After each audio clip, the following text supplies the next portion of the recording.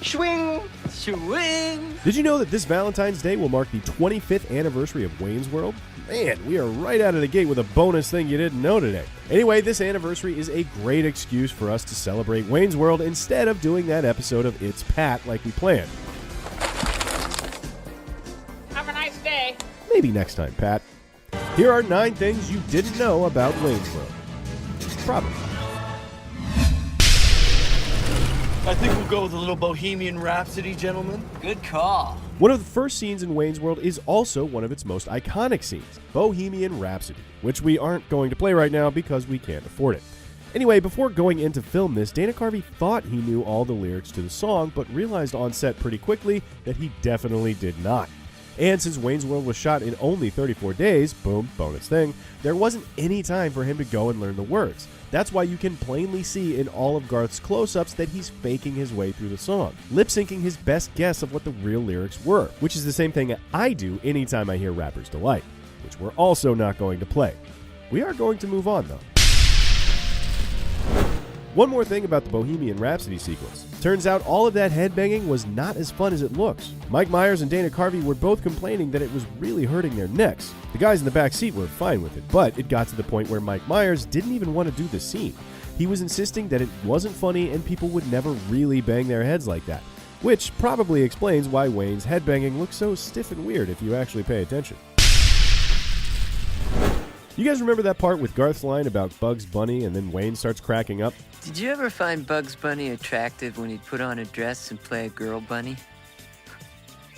No. You probably didn't know that Mike Myers is genuinely laughing at something Dana Carvey said. It just didn't make it into the movie. Whatever Dana Carvey said might have been too weird or just not suitable for a PG-13 movie, but they decided to use this take of Mike Myers laughing after Garth's line because, well, if you've got a real laugh in the can, use that. Next thing. Whatever Dana Carvey said that got Mike Myers laughing might have been too blue for the final film, but here's a pretty racy line that still made the cut. Who wants Chinese takeout? I know a great place. I'll have the cream of some young guy. Now, that line was improvised, and it actually created a big debate over whether the line was even funny, and if they should keep it in the movie. Incidentally, Rob Lowe was one person who really championed keeping the line. But the deciding factor was when they included the joke during a test screening, and the audience laughed so hard at it, they missed the next few lines of dialogue that came afterward. In fact, that's why there's a bit of a pause in the film after Wayne says it. They had to build in some air for the audience's laughter. The moral of the story? Always take comedy advice from Rob Lowe. But just comedy advice. We're not worthy! We're not worthy! Most people don't know this, but being the prop guy on Wayne's World was quite possibly the worst job on set.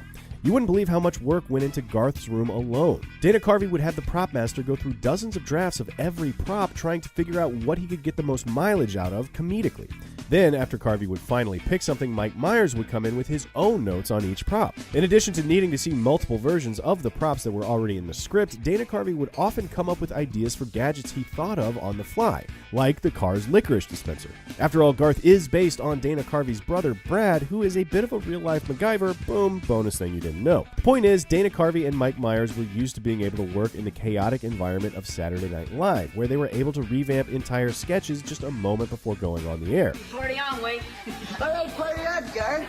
But movies don't work like that. In the end, they did make it through Wayne's World without anyone on the crew using one of the rejected props as a murder weapon. So it all worked out. Moving on. All of those different versions of the props might have had something to do with a continuity problem in this scene. See that little pink hockey stick straw thing? Cool. Do you see how now it's suddenly a blue hockey stick straw thing? Terrific. Now that I've successfully changed the way you'll be able to watch that scene forever and ever, let's go to our next thing. Wow, what a totally amazing, excellent discovery. Not! When Dana Carvey was busy not learning the lyrics to Bohemian Rhapsody, he was probably busy drumming instead, because he's really playing the drums here in Garth's little fantasy sequence. His drum skills may not impress any of the actual musicians out there, but you've got to admit, he's a pretty great drummer for a comedian. Wow, you're amazing, dude. Thanks. I like to play. Wayne's World is the most successful movie based on a Saturday Night Live franchise, and by a wide margin. As you probably imagined, Lorne Michaels was a very hands-on producer for the film, but most people don't know that Dana Carvey was very influential in how Rob Lowe played Benjamin. Dana Carvey actually coached Rob Lowe on how to do a Lorne Michaels impression, and if you listen closely, you can hear how Rob Lowe used that impression very subtly in some of Benjamin's speech patterns. No, I'm producing a television show. It's in Chicago. Very late night, but we're looking for a musical act. Here's my card. Is there a number where I can reach you at? You hear it? I can totally hear it. What's your deal with not being able to hear it? Come on, it's right there. Let's end on a thing about a snake. Even though it was written into the script that Cassandra was supposed to have a hard time handling the snake here, it turned out Tia Carrere didn't have to do much acting at all in the end. The snake weighed about 80 pounds, so it really was a struggle to deal with it. The snake weighs a ton! It looks great on you.